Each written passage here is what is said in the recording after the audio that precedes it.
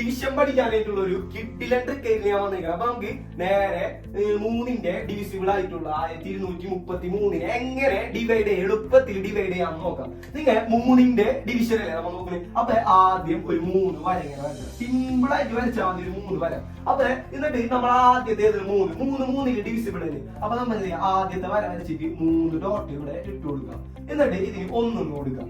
എന്നിട്ട് അടുത്തത് നോക്കി, അടുത്ത 3 എത്ര പ്രാവശ്യം പോകും? 4 പ്രാവശ്യം പോകും. അതും നമുക്ക് എന്ത് ചെയ്യാം, അതുപോലെ ഇട്ട് കൊടുക്കാം. അടുത്തത് 2ൽ 3 പോകൂല. അപ്പൊ നമ്മൾ എന്ത് ചെയ്യണം, നേരെ 12 എടുക്കണം. 12ൽ 3 എത്ര പ്രാവശ്യം പോകും? 4 പ്രാവശ്യം പോകും. അപ്പൊ നമ്മൾ എന്ത് ചെയ്യാം, 4 കോളം വരക്കണം.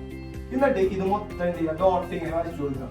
മൊത്തം എത്ര ഡോട്ട് വരച്ചു കൊടുക്കാം? 1 2 3 4 5 6 7 8 9 10 11 12 ഡോട്ട്. ഇത് മൊത്തം എത്ര എണ്ണം ഉണ്ട്? 4 എണ്ണം. ഇത് എത്ര എണ്ണം ഉണ്ട്? 1 1. അപ്പൊ ടോട്ടൽ എത്ര?